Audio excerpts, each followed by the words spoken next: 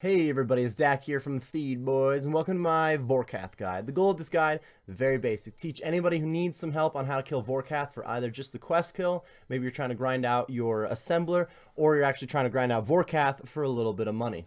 I usually land between 25 and 30 kills an hour on Vorkath, and so far it's been a very solid moneymaker for myself, and really anybody else who has taken the time to grind it out.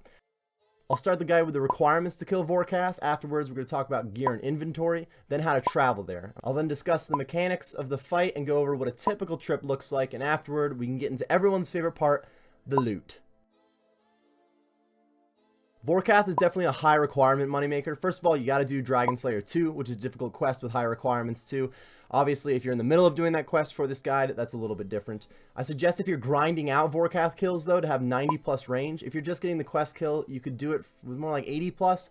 But obviously, if you're having trouble killing Vorkath, higher range is going to help. And when I talk about getting loot and kills per hour and whatnot, I'm going to be going off of my 99 range, so higher range is always better. And that goes for any boss. Whatever combat style you're using, the higher the level you have, the better. I suggest 70 plus defense mostly for the armor requirements, but if you're using a blowpipe, you are tanking range hits, so your defense does help. If you're using a crossbow, higher magic can help with tanking mage hits, so high magic level is kind of nice too. Let's get more in depth on your gear and your inventory. Here's a look at what I bring to Vorkath each time, and a look at the lowest tier gear that I would bring with me if I didn't have my best in slot stuff. In terms of armor, it's highly suggested to have elite void range since it's the best in slot and is not that hard to grind pest control, especially compared to making enough money for like Arma. Of course, if the elite diaries are getting in the way for you, you're just going to have to survive with slightly less efficient kills. If you legit refuse to bring void, you can replace it with the best range gear you have, be it Arma or Carol's, and I assume that you have Barrow's Gloves if you've done Dragon Slayer 2. Even if you have void, getting the fastest kills at Vorkath, the best armor is going to be pretty pricey overall.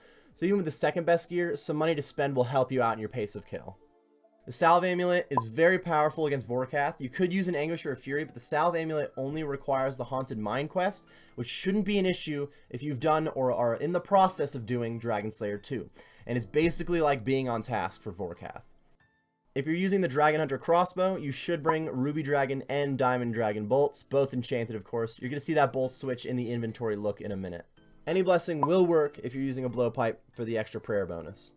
You obviously don't need a shield if you're using a blowpipe, but if you can't afford the Dragonfire ward along with the crossbow, you could just use a Dragonfire shield or an anti-dragon shield. The Dragonfire shield is better for your defense, and the anti-dragon shield would be better for offense. I personally used the DFS for a while before investing in the ward, mostly because I was kind of a noob at it, and having a little bit higher defense helped me survive a little bit longer. For the boots, just use your best ranging boots. Pagations are obviously the best option, then Rangers, which are almost the same price, then God D'hide boots. I guess Snakeskin if you're completely out of cash, but you shouldn't be out of cash for long if you're fighting Vorkath. In your ring spot, bring an Archer's Ring, and of course imbue it. It is always worth the time to imbue your items, even if you hate Nightmare Zone. If you still have any questions on gear at this point, be sure to leave it in the comments section below, and I'll be glad to help you out. In my inventory, I bring that bolt switch for when Vorkath gets to lower health. At about 1/3 health is when I like to switch from my ruby to my diamond bolts. If you're using a blowpipe, you should bring a BGS with you to spec Vorkath to help with the kill times. Doesn't really make much of a difference with the Dragon Hunter crossbow, excuse me, so it's not really necessary to bring that spec weapon. Also, if you have the Void melee helm for that spec, it would be kind of nice. All you have to do is switch your helm since you're wearing the rest of the Void, and you'll be more likely to land that BGS spec. On the quick note of the spec weapon, if you're bringing a Dragon Hunter crossbow, you can still bring your blowpipe with you to heal. You'll notice that I don't do that, but I'll still discuss how that goes about when we get to the typical trip. I like to bring 3 full restore potions. Early in your KC, you might only need 2 if you're not getting very lengthy trips. I also bring 1 ranging potion and 1 anti-venom plus, and then a 2-dose extended anti-fire. I bring the 2-doser because I usually go through 2 doses in a trip, and that makes sure I have an extra inventory space at the end. You could do this with your other potions too if you're feeling spunky. I just find it simplest with the anti-fire and don't go through the effort of trying to make sure I finish all my potions exactly for that inventory space. It does need to be a super anti-fire, not just a regular one. Even if you have a shield, you're going to take extra damage from Vorkath's fire. In my rune pouch is the Crumble Undead spell, which is a must at Vorkath, and you'll see when we get to the fight mechanics why that is. I use the Fremennik Boots 4 to teleport to Relica, but you can easily use Scrolls of Redirection on a house tab to make a Relica teleport too. A lot of people just change their house to Relica. It really doesn't matter how you go about it. I use my max cape to teleport to the house and heal between trips, and then I bank at the crafting guild, so you could also just bring house tabs. I assume most of you that are trying to fight Vorkath have high construction and basically a maxed house. If not, this should help you out with that money, but also this will be a little bit slower.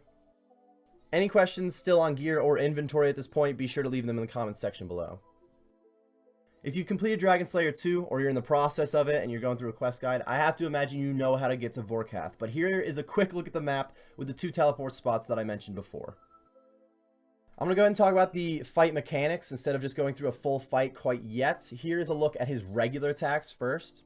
Vorkath can use melee, mage, and range attacks. This is a range guide, so just don't stand close and you'll avoid a melee attack. If you're using a Dragon Hunter crossbow, you should be praying range and you'll tank mage hits. If you're using a blowpipe, it's the other way around. You have to protect mage or you'll take extra damage from the fire. His range attack is used more often as long as you're not within melee distance, and it has a higher max hit than the mage. So this does make having the Dragon Hunter crossbow not only better DPS, but a lot better for the amount of damage you take too. Vorkath has 3 different Dragonfire attacks. You're going to want to bring that super anti-fire with you, preferably extended, or else you'll take some extra damage from the attacks. If you use a regular anti-fire, it'll negate some of the damage, but not all of it. The orange Dragonfire is just a regular Dragonfire attack, nothing you have to do about it. The green Dragonfire can inflict venom, and if it does, all you gotta do is sip your anti-venom. The purple Dragonfire is going to turn off your prayers as soon as it hits you, so just make sure you turn them back on. You can tap your quick prayers right as it hits you, and you actually get a slight bit of time beforehand if you time it a little well, but the timing can be rough sometimes. On the perfect tick, you might miss out on your offensive prayers for an attack. Vorkath can also toss up a fire bomb into the air. It's going to land on the spot you were standing when you use the attack. You got to get out of the way of this. It will most likely kill you if it hits you. It maxes out at like 115 damage, and even if you're 1 space away, that only cuts the damage in half. You got to be at least 2 spaces out of there, or you're probably going to die. A lot of players kill Vorkath with their run energy off the entire time. I like to keep mine on mainly to help with this attack. If you're just walking, you have time to get away, but if you're not paying enough attention or just kind of lapse for just a second, you won't have enough time to get away. So I like to have my run on for this attack. Those are all of Vorkath's regular attacks. He's going to start the fight using 6 regular attacks in any combination of the ones we just discussed. Then he'll use one of his 2 special attacks. He always alternates the special attacks during the fight, but you don't know what the first one is going to be. One of them is his freeze attack. He's going to freeze you and become immune to all of your attacks. He's also going to send a zombified spawn your direction. Once the spawn reaches you, it will explode, hitting a pretty solid amount of damage based off how much health it has left. Make sure the moment Vorkath freezes you, either try to walk away or eat some food or sip a potion. That way you stop attacking Vorkath and you won't be delayed to attack the spawn. You got to use Crumble Undead on that spawn as soon as possible. It's very important to not be attacking when he tosses up the spawn, or you're not going to have enough time. You'll still use the Crumble Undead on it and still take damage. This is a good time to heal either your prayer points or food, especially with trying to stop attack Vorkath. Just eating a food or sipping a potion will stop you from attacking the dragon, and you will still have time to attack the spawn. I usually eat 1 food before killing the spawn, and then if needed, I'll eat 1 more angler right afterward. If you begin to attack immediately after being unfrozen, your first attack on Vorkath still won't do any damage. If you were to eat after using your Crumble Undead and before attacking Vorkath again, the delay from eating will make sure that you don't hit him while he's still immune. If you decide not to eat, you can still time your attack to be a little bit faster than using that eat delay, but you gotta make sure you don't go too early or you will waste an attack. Sort of an advanced tip, if you see yourself get frozen for this attack, make sure to switch to your Diamond Bolts instead of your Ruby. If you mess up and don't use your Crumble Undead, you can still click and use a range attack on it to try to do some damage. And if you use a Ruby Bolt spec, it only does like 10% of the spawn's health, so that's not a good idea. Plus, if you accidentally attack the immune Vorkath with a Diamond Bolt instead of a Ruby, and it uses a spec, you won't feel so bad about missing out on a possible 100. His other special attack, for many of you, might be the only reason that you're looking for a guide. If you mess up on this attack, it'll likely stack you out before you can even realize it. First of all, make sure you don't have your run energy on for this. Much easier when you're walking to not die. Vorkath will start by spitting acid pools around the stadium. If you stand on any of these pools, they can damage you every tick for up to 10 damage, and all the damage that they do to you, Vorkath is healed that much health.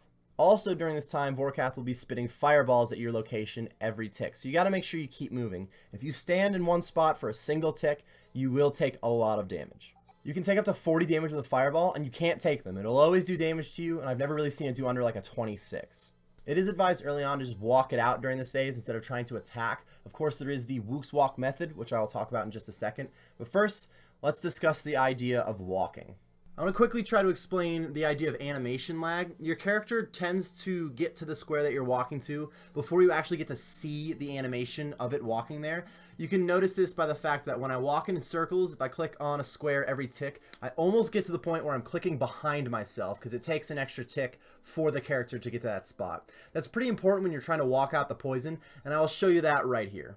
So in this acid phase, which I brutally messed up right at the beginning here, I'll purposely let a couple of fireballs hit me, and I'll try to dodge the other ones. So right as I get to the edge here, you'll see it doesn't look like my character ever stopped moving, but I took a fireball to the face. Now I'll go ahead and do that on this side one more time. It'll look like my character doesn't stop moving, but I took a 37 there. This is due to the animation lag. That just means that I clicked to turn around one tick too late. So even though it didn't look like my character stopped, he did in fact stop for one tick and took a fireball.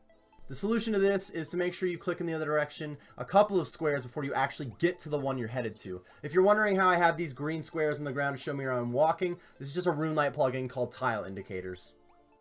Once you understand how to dodge the acid and the fireballs, you can start to attack during this phase. A lot of people use the blowpipe to attack because it is a pretty straightforward Wook's Walk with a blowpipe. Just click back and forth. I like to use the crossbow when I do this because I don't bring the blowpipe with me. I will discuss both methods here though. The main idea of being able to attack while still moving is making sure that you attack outside of your weapon's range. So if you're too far away, your character will walk up to Vorkath to attack, and you just got to make sure you continue walking right after that so you don't take any hits. The method to do this with a blowpipe is actually very, very straightforward. You just click on Vorkath, then click behind you, and this is just every tick. So Vorkath behind you, Vorkath behind you. It takes a little bit of getting used to, and when you mess it up, you get stacked out really quickly. So sometimes the Wook's Walk can be a little bit frustrating. If you wanted to do this with a crossbow, it's a little bit different. First of all, the crossbow has more range. You have to make sure that you're all the way on the back wall when you do this. That way, you will step up only one square to attack, and you have to immediately step back or to the side. I prefer to step back so that the next time I go to attack, I'll be on that back wall. Your crossbow is a 5-tick weapon. Technically, you could do the same exact method you do with the blowpipe, but with a crossbow. The only thing is you can only attack on even ticks that way. So you turn your crossbow basically into a 6-tick weapon instead of a 5-tick weapon. If you have your game sounds on, all of this should be very simple because you can hear every tick a fireball coming out of Vorkath's mouth. So you can just basically count the fireballs. If you're clicking on Vorkath to attack, make that 1. If you're clicking backwards to go back, that'll be 2. And then click to one of either side of the arena to make sure you keep walking away, and then it's 3. Count out 4, 5, and start over again. If you didn't quite catch all that, we'll show you one in slow motion really easily. 1, 2, 3, 4, 5, 1, 2, 3, 4, 5. As you try that with a crossbow, since you're not necessarily just going back and forth on the same 2 to 3 squares, you might find that the acid gets in your way a little bit more often. To be able to dodge that acid often just comes with experience. The more you do this, the more you're going to get used to being able to place your character on the right square, on the right tick. But just remember that if you have your run energy off, you only move 1 square per tick, where if you have your run energy on, you move 2 squares per tick. If you're worried about acid being on the back row where you need to walk, he'll never actually spew any acid near the entrance unless you happen to already be standing there when he throws the acid out there. He'll automatically throw 1 spot of acid under wherever you're standing when it happens. So as long as you're not on the back wall when the attack starts, there will always be enough space for you to do this walk on the back wall. If you still have any questions about this acid phase, just let me know in that comment section below. I believe I've explained everything that I use to make sure I don't take any damage during this phase, but of course that doesn't necessarily mean you got all the information you needed, so just let me know. I'm now going to take this into a typical trip. I'm actually just going to do 1 live kill during the trip as to not add an extra 10 minutes to this video since it's already probably getting pretty long. So let's go ahead and check that out. Alright, let's go see how a live Vorkath kill goes. I do have my game sounds on here. I hope they are not too loud or too quiet, but you'll be able to get an example of how they can help you during the fight. You also notice that I don't have my blowpipe on me. I don't tend to bring it, even though it can be kind of nice to heal up with the spec occasionally. It's really not that big of a deal, and I much prefer the Wook's Walk with the crossbow at this point. Probably purely from experience, to be honest. If you didn't know, you gotta poke Vorkath to get it started. I do have my quick prayers set to protect range, and Rigor. Oh, and I have, oops. Also have Preserve on too. We'll start off with 6 regular attacks. I already had the Prayer attack and the Venom attack, but as long as you're paying attention, those are not that big of a deal. And 1 more attack after this one, and we're about to get a special attack. So I'm going to turn my run energy off, hoping it's Acid. Oh, but it's a freeze. As I walk away, I will stop attacking him, and I can Crumble Undead this spawn. I'm going to go ahead and heal up on this one and attack right away. The delay will allow me to attack with some damage. Ooh, a 73.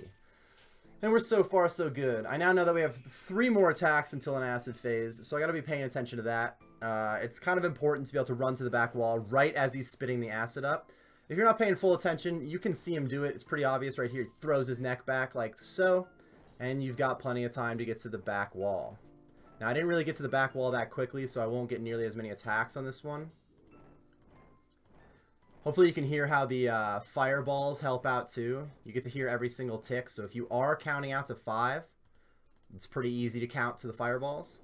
You'll eventually get used to it to the point that you don't really need to count that much, you just kind of get the timing down. But definitely at first, if you're trying to make sure you get all your attacks in and standing on the right squares, just counting with the fireballs is the way to go in my opinion. That was a pretty quick kill, so I'll go ahead and do another one to... Ooh, Dragon Plate Skirt. I'll go ahead and do another one to give more examples on the regular attacks, rather than just the specs, even though it'll likely be the specs that mess with you the most on this fight, excuse me. So his mage and his range attacks, there's nothing you really have to do about it. He'll use way more mage attacks than you want him to, but he's just good like that. Once you've sipped an anti-venom, you don't have to focus on the venom attacks very often. And honestly, the fire bombs, excuse me, not that hard to dodge, especially with your game sounds on. It's a very specific sound it makes. Ooh, there's the acid. I think I've gotten an example of every attack in these 2 kills, but if you guys have any questions after watching this even, just let me know. Honestly, the biggest thing is just that acid attack for most players. Other than that, just about every other mechanic is pretty simple to dodge. Even that fireball. Even though the firebomb is probably what has killed me the most during this fight. Just from messing it up or not paying enough attention. At this point, if you still have any questions overall on how to kill Vorkath, just let me know, again, in the comments section below. I figure I've given all the information I have, but of course you may have come here for a question that maybe I did not answer. So, on that note, now that we're done with the fight, let's get into the idea of the loot. I said at the beginning of the video, I do average between 25 and 30 kills an hour. We're just going to sit at 25 an hour for this example and pretend any kills over 25 an hour is really just kind of bonus money. Because if you're doing solid 25 Vorkaths an hour, that's going to be really good money anyway. Over my 2k plus KC, I ended up averaging about 135k per kill in terms of loot. This was mostly tracked from a little over 1,200 kills on a tab that I kept during my Road to PVM God series, so if you're looking for more specifics on that, you would have to watch that series. At 25 kills an hour, if you were to get 135k in loot on every kill, that's a little over 3.3 mil in loot every hour. Once you subtract the money that you spend on supplies, which sometimes is kind of pricey in terms of restores, anti-venoms, and your bolts are almost 2k a piece if you're using the dragon bolts, you're going to end up profiting between 2.5 and 3 mil an hour. And then if you're someone who's getting more like 30 kills an hour, you're actually approaching more like 3.5 mil profit per hour, which you're not going to consistently get that much per hour. I think that's probably the most you'll see without getting any uniques. But even if you're averaging 3 mil an hour, that is a lot of money. Of course, when you first start out, you might be using extra supplies because you're not very good at it and not getting nearly as many kills per hour. So you're not going to make 3 mil per hour right as you get there. You're probably going to have to get a few hundred kills to start getting used to it first. But even if you're doing it at half the speed and you're making 1.5 mil an hour, that's hard to complain about. That does not include Vorkath's uniques. The only expensive uniques he has are the Draconic Visage and the Skeletal Visage, but if you start to add the amount that you get per hour on that, this definitely turns out to be one of the best moneymakers in the game. Each Visage is a 1 in 5k. You do get 2 drops per Vorkath kill, so technically 1 in 2.5k in terms of your kill count. He can also drop the Dragon Bone Necklace, which is a 1 in 1,000. You can only get 1 Dragon Bone Necklace on a kill, so this is not cut in half due to him giving you 2 drops per kill. It's kind of a bonus item, like a pet or a jar. Speaking of pets and jars, he has both. You can get the pet at a 1 in 3k rate or the jar at a 1 in 3k rate from Vorkath 2. And those are the same thing. Those are not cut in half by any means. It's like a bonus drop when you get it. The main unique people show up for is probably Vorkath's head. You're guaranteed to get one at 50 KC, and then you can use it for your assembler. It's also a 1 in 50 drop overall, so you're going to end up seeing a lot of Vorkath's heads if you grind this out a lot. But your first one is clearly the most important, because once you have an assembler on your back, you're going to start doing a lot more damage, using a lot less ammo, and just overall, it's a good life. I believe that's everything that I needed to say about Vorkath. Again, as I've probably said 10 times in this video, if you still have questions, you can go ahead and leave them in the comments section below. I don't mind either explaining it in the comments section, or if there happens to be a part of the video that maybe you missed, that I felt I explained it pretty well, throwing the timestamp in there, because this is a fairly long video. I imagine a lot of people specifically skipped to whatever part they were having trouble with, and maybe you missed a little tidbit of information that I threw in a different section. I really do hope you guys either enjoyed this guide or specifically got some useful information out of it, and I wish you the best of luck on your future Vorkath grind.